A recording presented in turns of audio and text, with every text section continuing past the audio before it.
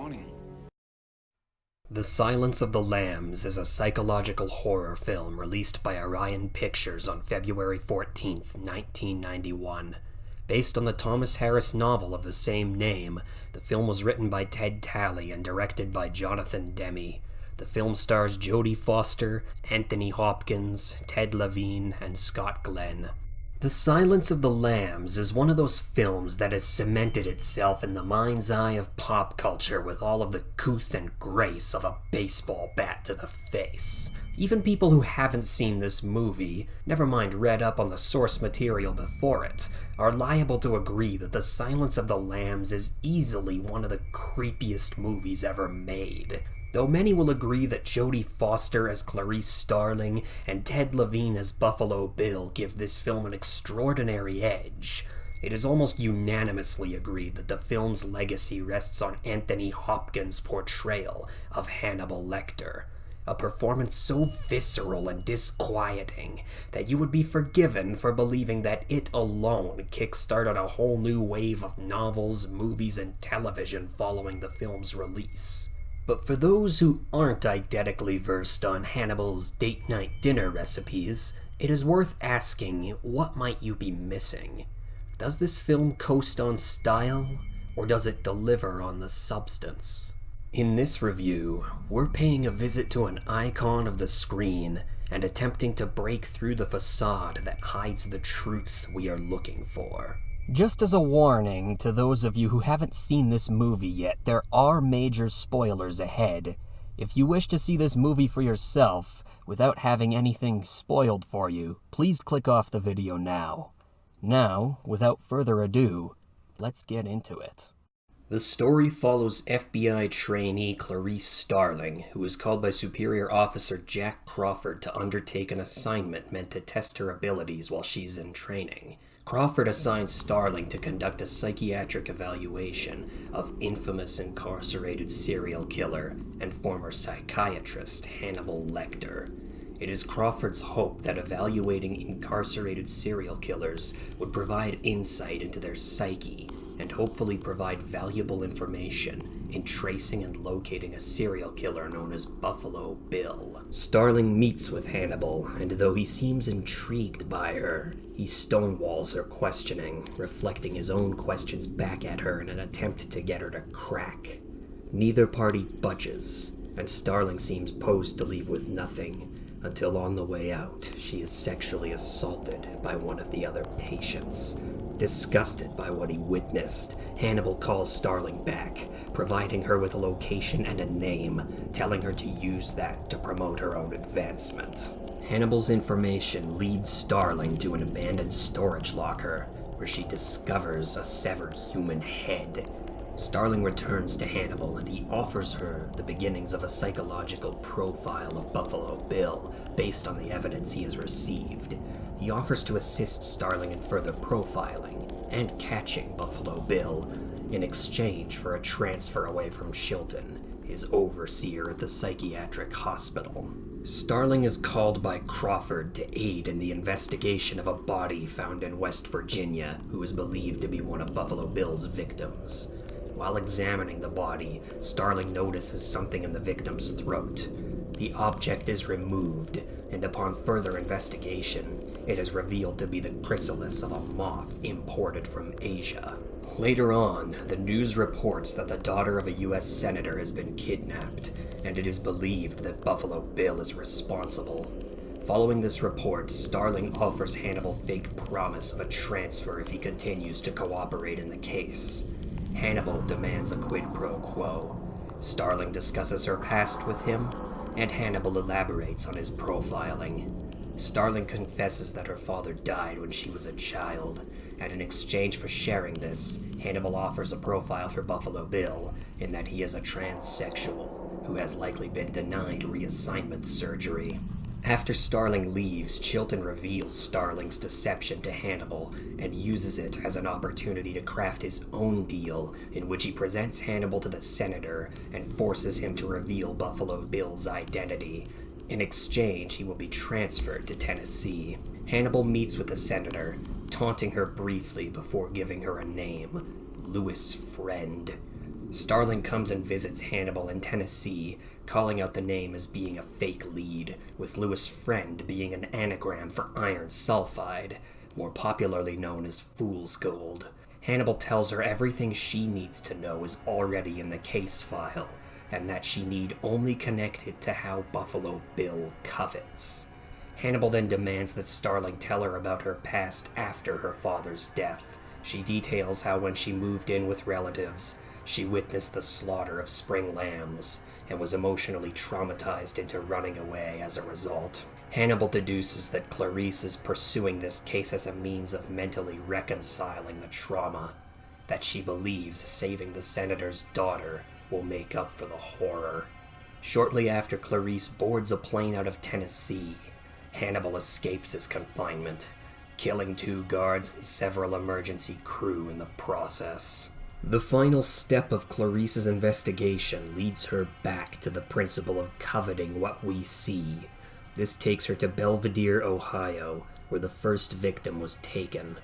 As Clarice questions the townspeople, she receives a call from Crawford, who has located Buffalo Bill, whose real name is James Gum, at a house in Calumet City, Illinois. Crawford orders Starling to continue her questioning while he takes a team to take down James.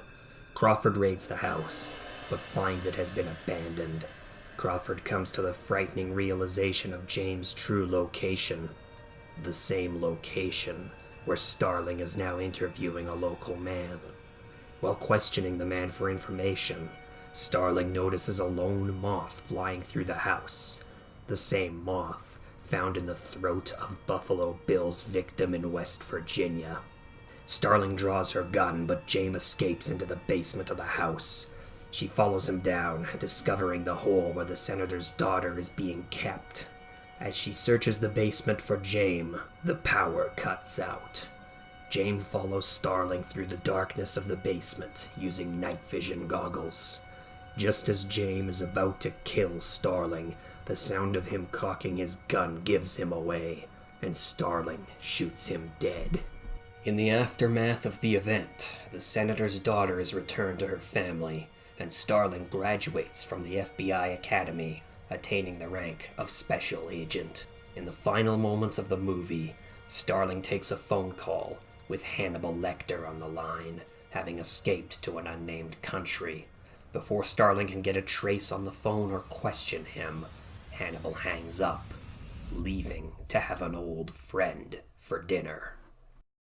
So right out the gate, it has to be said that this is not a movie for the faint of heart.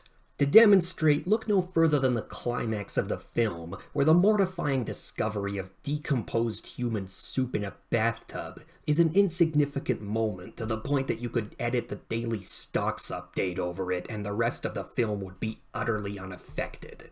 This is a movie that revels in disturbing people, and for that reason alone you shouldn't pass go if you're not comfortable with scary things.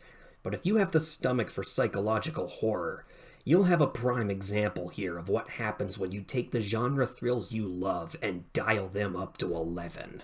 The atmosphere of this movie is utterly enveloping and completely twisted. From the minute Starling leaves her physical training course at the start of the movie, you feel as though every step she takes is further and further into uncharted waters. This movie frames itself in a way that no matter how much we think we know and are ready for, we are being thrust into situation time and time again where we know even less than before. And given the time-sensitive nature of trying to stop Buffalo Bill from murdering his next victim, the audience is doomed to be perpetually uncomfortable and on edge for the movie's entire runtime. The two shining stars of this movie come from the dialogue and the acting. The dialogue is tightly and almost elegantly written to capture the essence of not only every scene, but the themes of the movie as well. The nature of Hannibal's riddles and deductions playing into the actions and results of Clarice's investigative work help create the inquisitive element of the story where you can't help but want to know more, while the intensity of how vile and disturbing scenes like the autopsy, Hannibal's meeting with the senator, or any moment featuring Buffalo Bill cement the gnawing feeling that you aren't ready for what's coming. But while the clever dialogue undoubtedly sets the scene, it may not have worked had it not been for the actors taking the scenes and running away with them. Jodie Foster as Clarice Starling is effectively the vessel that transports us straight into this twisted world of criminology, and frankly, she's a perfect guide.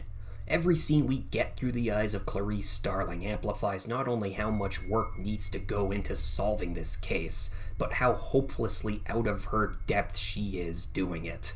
We can instantly attach ourselves to her as she does her level best to put the pieces together and attempt to be recognized through the wave of objectification and dismissive ignorance she faces with being a freshly recruited female agent. And it is because we take these steps with her, we are able to feel the impact of her telling her story to Hannibal. How losing her father and the slaughter of the lambs breaking her innocence shaped her into who she is. For that reason and more, viewers will have no problem rooting for Clarice and her timid resolve to not let anything get in the way of her solving the case. Ted Levine is a presence that does not grace the screen very often until the movie's end, and honestly, for the sake of being able to sleep at night, it's probably better that way. Honestly though, his performance builds mountains of discomfort on top of an already unbearable amount of it, and though the peeks we get into his psyche offer very trace amounts of reasons to feel for him, Levine has no problem overpowering that with the disgust we feel towards his violent and demented nature.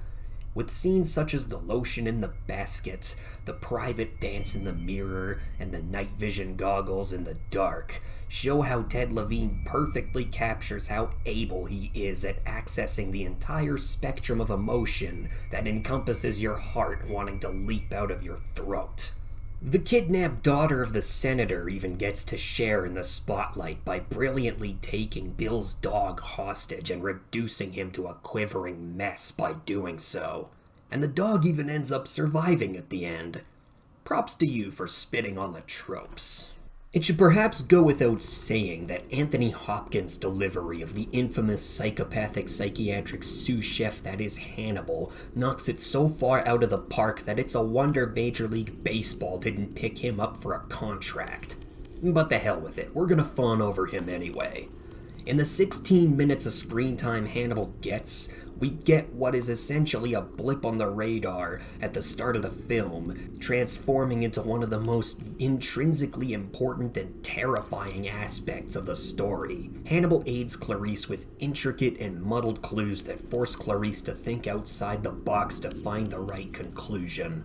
Though this helps Clarice succeed where her fellow agents fail, this partnership comes with a cost. Hannibal slowly transforms himself into the physical manifestation of the voice in Clarice's head, echoing her uncertainty about her place in the FBI, as well as forcing her to come to terms with the ugly truth about her past.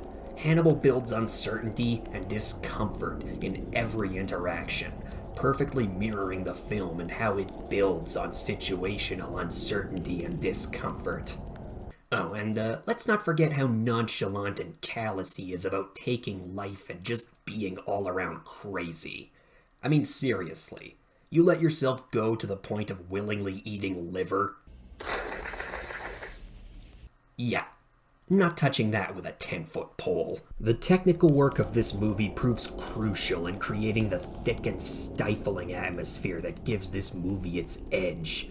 The emphasis on the camera creating first-person shots goes miles in simulating conversational back and forth, which not only creates a very natural flow to the scenes, but also lets you capture the emotions that dictate the feeling and progression of those scenes.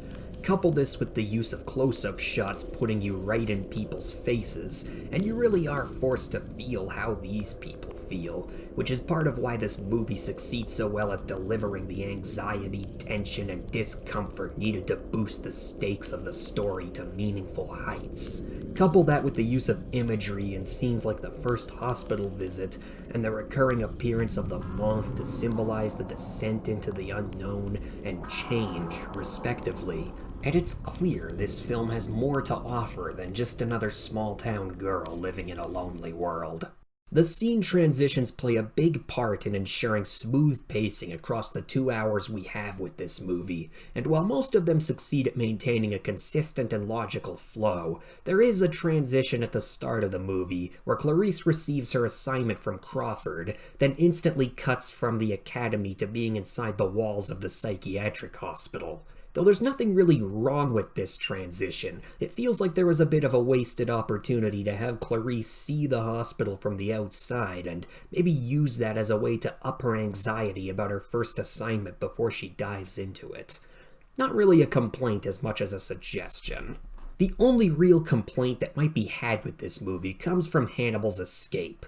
You would think that the guards responsible for bringing Hannibal his food would opt for communication with their comrades on the main floor, maybe have radios or have another pair of guards spotting you while you deal with a criminal who is intelligent, calculating, cunning, and violent all in one 5'8" package. It seems like leaving anything to chance on such a dangerous, high-profile assignment would just be begging for trouble. Which leads to the next points. How did Hannibal have time to cut off a man's face, then fit it to his own face with the steady precision of a Mission Impossible face photocopier, and still have time to string up the other guard like an effigy from Sunday morning mass, without the ground floor getting suspicious or worried that their comrades haven't returned? Wouldn't someone notice the fact that the face of their buddy doesn't quite look right when they're literally in make-out distance of them? Would they not be trained to ask their downed comrade questions about what happened, thus potentially giving Hannibal away when he doesn't sound like them or just refuses to answer? Would the IV supposedly full of pain suppressors make Hannibal slightly sluggish and impaired to the point that he couldn't effectively hijack an ambulance? This may seem like a lot of nitpicking for one segment, and it's honestly nothing a little bit of good old-fashioned suspension of disbelief can't cure. But given how freakishly detail-oriented the rest of the movie has a habit of being, it only seems fair. The final rating for this Birth of the Butterfly is 9.5 out of 10. Though it isn't a popcorn flick by any stretch of the imagination, it is an emotionally striking and potent exploration of the psyche, with powerhouse acting, unrelenting atmosphere, and oddly beautiful imagery that will not only leave you with some food for thought, but will also deliver all the terror and dread you need to make you leave a couple lights on tonight. Sweet dreams. And that will be it for today. Thank you all for stopping by. If for whatever reason you enjoyed what you saw today, consider sticking around, maybe leaving a like or subscribing if you wish. And if you have any recommendations for movies you want to see reviewed in the future, be sure to drop those down in the comments. There's plenty more to come, so if that's something you care about, I'll see you when I see you.